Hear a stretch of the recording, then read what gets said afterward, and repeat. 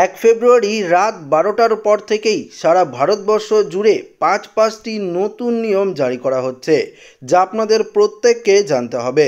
তো বন্ধুরা, কী কী নিয়ম জারি করা হচ্ছে এই ভিডিওটিতে আপনাদেরকে ডিটেলসেই জানিয়ে দেব।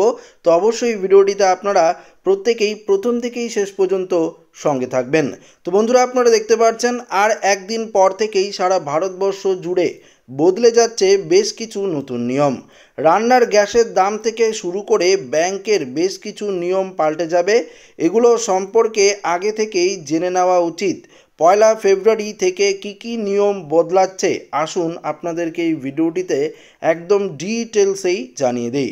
তো বন্ধুরা, প্রথমত যে নিয়মটি পরিবর্তন হচ্ছে সেটি আপনারা পরিষ্কার দেখতে পাচ্ছেন যে 1 নম্বরে রয়েছে প্রতি মাসের শুরুতেই রান্নার গ্যাস সিলিন্ডারের দাম পরিবর্তন হয়।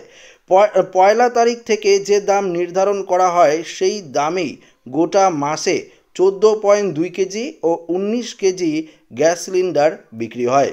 তবে সামনের মাসটি একটু বেশি গুরুত্বপূর্ণ হতে চলেছে, কারণ 1 তারিখেই বাজেট পেশ করবেন ভারতের অর্থমন্ত্রী নির্মলা সীতারামন। তাই এই বাজেটে রান্নার গ্যাসের দাম অনেকটাই কম হওয়ার সম্ভাবনা রয়েছে। তবে দেখার বিষয় 1 তারিখে কতটা কম হয় রান্নার গ্যাস সিলিন্ডারের দাম।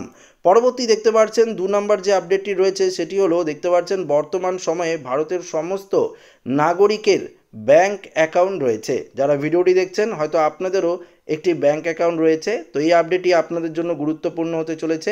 দেখুন এখানে কি বলেছে, এক্ষেত্রে বিভিন্ন ব্যাংক তাদের নিয়ম অনুযায়ী অ্যাকাউন্টে ন্যূনতম কিছু ব্যালেন্স রাখতে বলে। যেমন পয়লা ফেব্রুয়ারি থেকে এই নিয়ম বদল হতে চলেছে। উদাহরণস্বরূপ আপনাদেরকে জানিয়ে রাখি, এসবিআই ব্যাংকে যেখানে ন্যূনতম ব্যালেন্স 3,000 টাকা ছিল, সেটা কিন্তু এখন বেড়ে 5,000 টাকা করে দেওয়া হবে।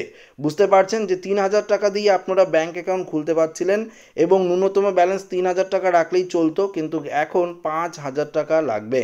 পাশাপাশি পিএনবি অর্থাৎ পাঞ্জাব ন্যাশনাল ব্যাংকের দেখুন, যেখানে 2,000 টাকা ছিল ন্যূনতম ব্যালেন্স, সেখানে 3,500 টাকা কিন্তু করে দেওয়া হয়েছে পিএনবি পাঞ্জাব ন্যাশনাল ব্যাংকের তরফ থেকে। একইভাবে কানাড়া ব্যাংকের এই অঙ্কটা 1,000 টাকা থেকে বাড়িয়ে 2,500 টাকা কিন্তু করে দেওয়া হয়েছে। এভাবে ভারতের সমস্ত ব্যাংকের ন্যূনতম ব্যালেন্সের যে চার্জ সেটা কিন্তু বৃদ্ধি করা হয়েছে।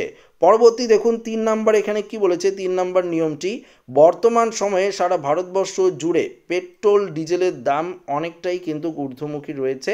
তো আগামী পয়লা ফেব্রুয়ারি এই পেট্রোল ডিজেলের দাম অনেকটাই কম হওয়ার সম্ভাবনা রয়েছে, কেননা এই পয়লা ফেব্রুয়ারি 2025 সালের নতুন বাজেট পেশ করবে কেন্দ্রীয় সরকার। এই বাজেটে পেট্রোল ডিজেলের দামের অনেকটাই কিন্তু কম হওয়ার সম্ভাবনা রয়েছে। পরবর্তী আপডেটটি আরেকটু গুরুত্বপূর্ণ হতে চলেছে, কেননা এই আপডেটটি রয়েছে এটিএম কার্ড নিয়ে। প্রতি মাসে এটিএম থেকে টাকা তোলার ক্ষেত্রে কিছু ট্রানজাকশন ফ্রি দেওয়া হয়, তারপর থেকেই চার্জ লাগে। এতদিন পর্যন্ত তিনটি এটিএম থেকে টাকা তোলার ফ্রি ছিল, এরপর 20 টাকা লাগতো। তবে এবার থেকে সেটা বদলে যাচ্ছে। যদি আপনি হোম ব্রাঞ্চের এলাকায় অতিরিক্ত লেনদেন করেন তাহলে 25 টাকা ও নন হোম ব্রাঞ্চের ক্ষেত্রে 30 টাকা চার্জ নেওয়া হবে। এক্ষেত্রে একদিনে সর্বোচ্চ 50,000 টাকা পর্যন্ত তোলা যাবে এটিএম থেকে।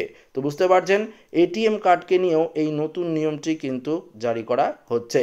পরবর্তী 5 নাম্বার অর্থাৎ শেষ যে আপডেটটি রয়েছে সেটি হলো, প্রতি মাসের শুরুতেই ব্যাংকের তরফ থেকে এফডির ওপর অর্থাৎ ফিক্সড ডিপোজিট দেওয়ার সুদের হার বদল করা হয়ে থাকে। এছাড়াও অনেক ক্ষেত্রে বিশেষ স্কিম লঞ্চ করা হয়ে থাকে। ফেব্রুয়ারি মাসেও এর ব্যতিক্রম হবে না, ফিক্সড ডিপোজিটের সুদের হার পরিবর্তন করা হবে। তবে সাধারণ নাগরিকদের যে সুদ দেওয়া হয় প্রবীণ নাগরিকদের জন্য তার থেকে 0.50% অর্থাৎ 0.50% বেশি সুদ কিন্তু দেওয়া হবে। তো বন্ধুরা, আশা করি আপনারা বুঝতে পারলেন যে পয়লা ফেব্রুয়ারি 2025 থেকে কী কী নিয়ম জারি করা হচ্ছে সারা ভারতবর্ষ জুড়ে। এই প্রত্যেকটি নিয়ম ভারতবর্ষের প্রত্যেকটি নাগরিকদের জানা অত্যন্ত জরুরি ছিল, যা ভিডিওটিতে আপনারা জানতে পারলেন। তো আশা করি ভিডিওটি প্রত্যেকের ভালো লেগেছে। ভিডিওটি এখানে শেষ করছি। ভালো লাগলে লাইক করবেন, বন্ধুদের সাথে শেয়ার করবেন এবং নতুন হয়ে থাকলে চ্যানেলটিকে সাবস্ক্রাইব করে নেবেন। ধন্যবাদ।